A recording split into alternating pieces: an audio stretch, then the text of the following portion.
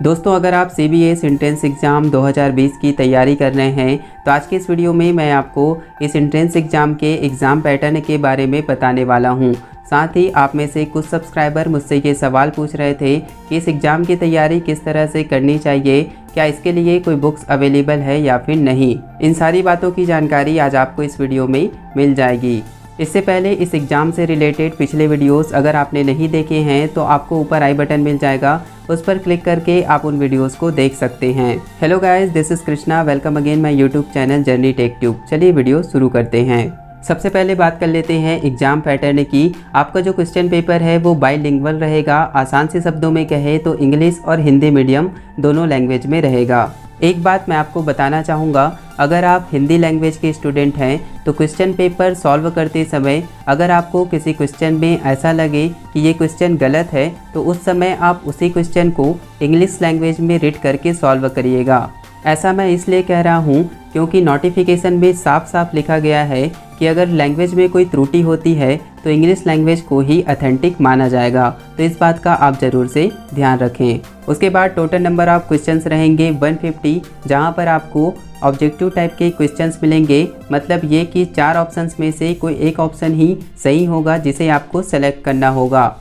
इस बात का ध्यान रखें कि अगर आप एक से ज़्यादा ऑप्शंस को टिक करते हैं तो आपके उस आंसर को सही नहीं माना जाएगा। हर एक क्वेश्चन के लिए अगर आपके आंसर सही होते हैं तो एक एक नंबर प्रोवाइड किया जाएगा। आपका जो क्वेश्चन पेपर है वो 2 पार्ट में डिवाइड रहेगा, पार्ट ए और पार्ट बी। पार्ट ए में फिजिक्स और केमिस्ट्री के क्वेश्चंस रहेंगे जो सारे स्टूडेंट के लिए कंपलसरी रहेंगे। पार्ट बी यहाँ पर ऑप्शनल रहेगा, जिसमें अगर आप मैथमेटिक्स के स्टूडेंट हैं तो आपको मैथमेटिक्स के क्वेश्चंस को ही सॉल्व करना है, और अगर आप बायो वाले हैं तो आपको बायोलॉजी के क्वेश्चंस को सॉल्व करना है। इस बात का ध्यान रखें कि आपको मैथ्स और बायो दोनों को सॉल्व नहीं करना है। साथ ही एक और जानकारी मैं आपको दे देता हूँ, इस एंट्रेंस एग्जाम के लिए किसी भी प्रकार का कोई निगेटिव मार्किंग नहीं रखा गया है। अगर आप नहीं जानते कि निगेटिव मार्किंग का मतलब क्या होता है तो आप इस वीडियो को पॉज करके स्क्रीन पर देखकर पढ़ सकते हैं। दोस्तों, आप में से कुछ सब्सक्राइबर मुझसे ये सवाल पूछ रहे थे कि इस एग्ज़ाम की तैयारी किस तरह से करनी चाहिए और इसके लिए आप कौन सा बुक्स यूज़ कर सकते हैं।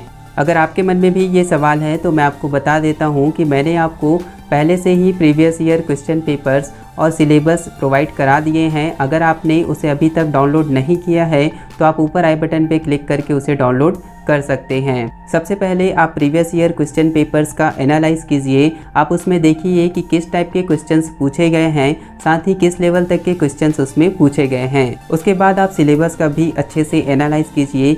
देखिए कि जो क्वेश्चन पेपर में क्वेश्चंस पूछे गए हैं क्या वो सिलेबस के टॉपिक से ही पूछे गए हैं या फिर नहीं। यहाँ पर मैं आपको एक सजेशन देना चाहूँगा फ्रेंड्स कि जब भी आप किसी चैप्टर को स्टडी कर रहे होते हैं तो उन चैप्टर्स के बीच बीच में एक छोटा सा बॉक्स बना होता है। उस बॉक्स के अंदर बहुत से इंपॉर्टेंट पॉइंट्स लिखे होते हैं। इसके अलावा चैप्टर ख़त्म होने के बाद लास्ट में भी कुछ जानकारी लिखी होती है, तो आप इन पॉइंट्स को बिल्कुल भी स्किप ना करिएगा।